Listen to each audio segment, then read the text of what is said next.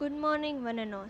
I am Professor Shreya Trivedi from AKDMC Jamnagar.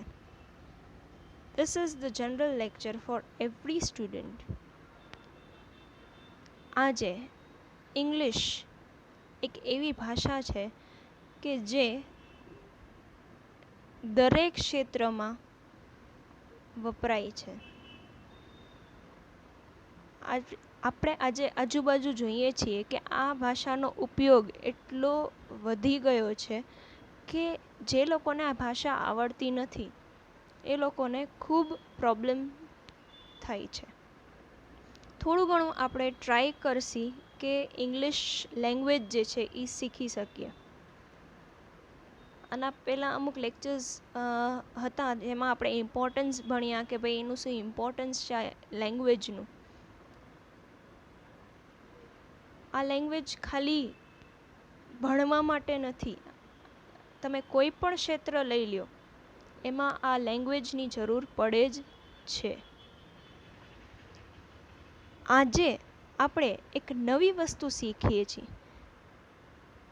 Effective techniques of learning English language. કે કઈ કઈ એવી techniques છે કે જેના દ્વારા આપણે ઇંગ્લિશ લેંગ્વેજ શીખી શકીએ છીએ. આ એક બેઝિક વસ્તુ છે. આ વસ્તુનું બધા લોકોને સમજવું એટલું જ જરૂરી છે, ખાલી સ્ટુડન્ટ્સ નહીં. એટલે આમ જોવા જઈએ તો આ હવેના જે લેક્ચર્સ હશે થોડા એ બધાના માટે એટલા ઇમ્પોર્ટન્ટ છે, ખાલી સ્ટુડન્ટ્સ નહીં.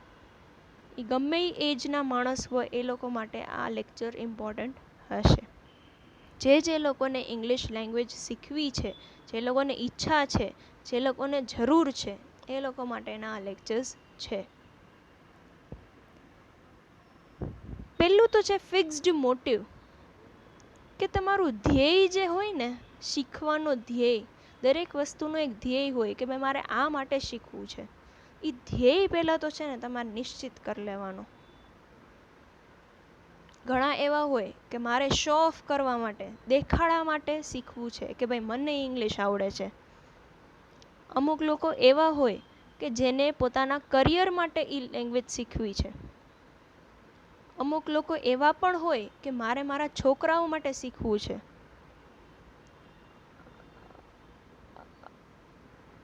અમુક એવા પણ હોય કે મારે આ લેંગ્વેજ મને આવડતી નથી એટલે મારે શીખવી છે. તો તમારું જે પણ ધ્યેય છે, મોટિવ જે છે એ પહેલાં તમારે ફિક્સ્ડ હોવો જોઈએ.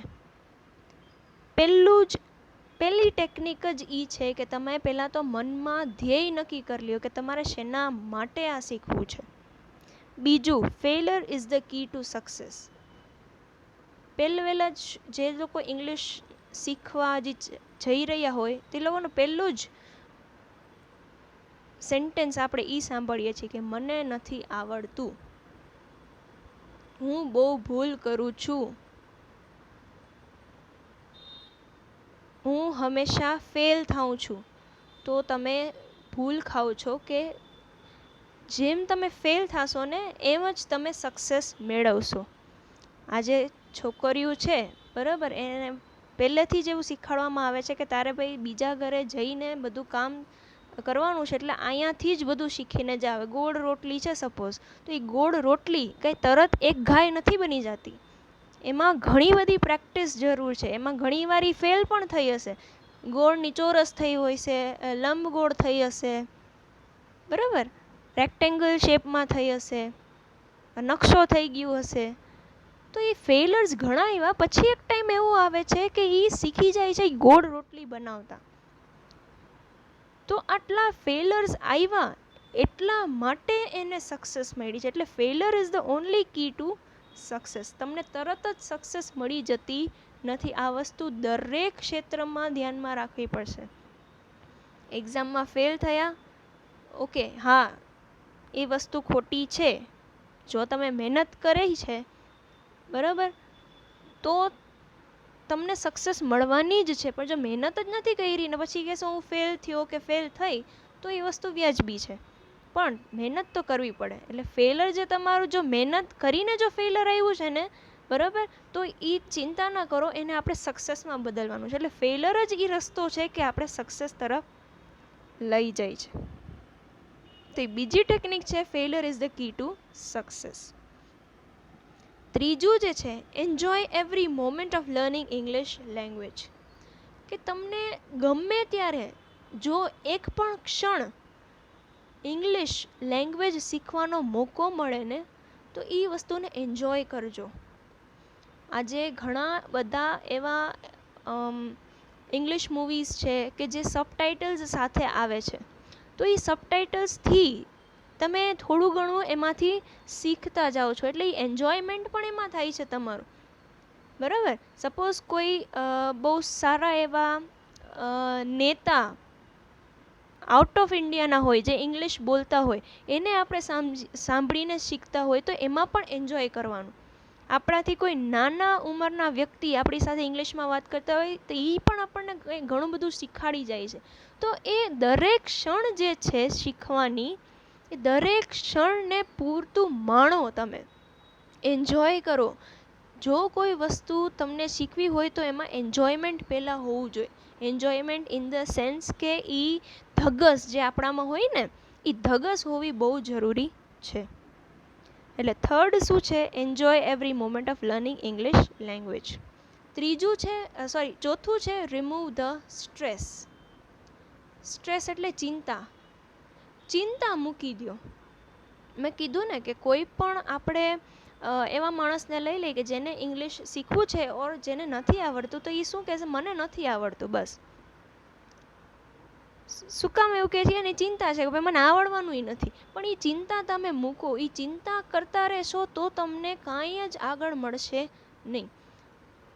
આજ તમે જ્યારે પહેલી વાર સાયકલ શીખાવો, બરાબર, તો તમને સ્ટ્રેસ તો હોય. જ્યારે પહેલી વાર તમે સાયકલ ઉપર ચડ્યા હોય ને, બેઠા હોય ને સાયકલ ઉપર, ત્યારે એ વસ્તુનો સ્ટ્રેસ તો હોય કે ભાઈ હું કેવું ચલાવીશ, મને આવડશે કે નહીં, બરાબર. પણ એ જેવું તમે સ્ટ્રેસ મૂકીને ધીમે ધીમે કોશિશ કરો છો, તો તમારી એ સાયકલ તમને આવડી જાય છે.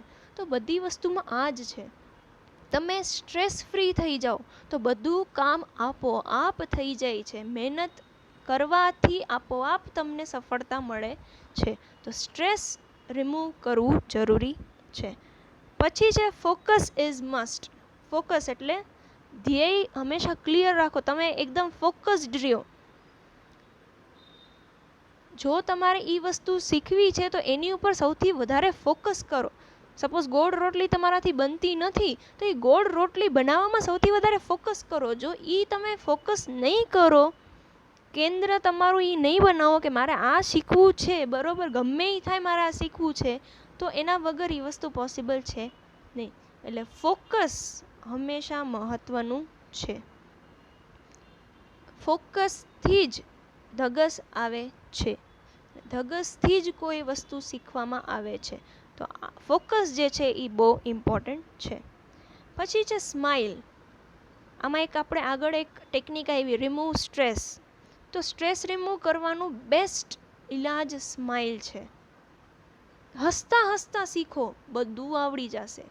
આ દુનિયામાં કોઈ પણ એવી વસ્તુ નથી કે જેનું કોઈ પણ ઈલાજ છે નહીં. હું શું કામ આવું કહું છું? કારણ કે ઘણા બધા એવું કહે છે મને નથી આવડતું, હું કઈ રીતે શીખીશ? બધું થાય, કરવાથી બધુંય થાય છે. આપણે એમ કહીએ ને કે ભાઈ ગોતવાથી તો ભગવાન મળી જાય છે. તો એ જ રીતના આપણે જો નિશ્ચિત કરી લીધું છે કે મારે આ શીખવું જ છે, મહેનત કરો, એક દિવસ જરૂર સફળ થશો. એટલે સ્માઇલ, બધું સ્માઇલ ઉપર ડિપેન્ડ કરે છે. Where to focus our mind. Focus તો કરવું, પણ કઈ જગ્યાએ કરવું ને એ પહેલાં તો નક્કી કરવાનું.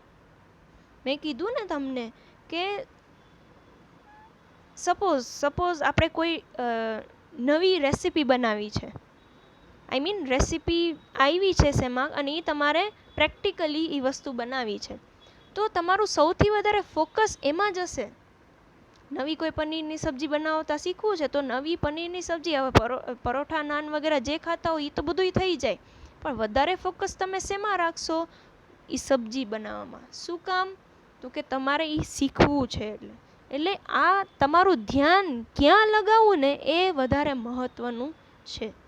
તમારું ધ્યાન એટલે અત્યારના સબ્જી બનાવવામાં વધારે લગાવવાનું છે તો તમે એમાં વધારે લગાવશો, એમાં નહીં લગાડો કે આની સાથે શું ખાવાનું છે.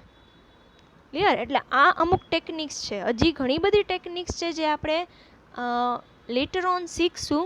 અત્યારના પહેલાં આટલું ધ્યાન રાખો, ધીમે ધીમે બધું જ આવડી જાય.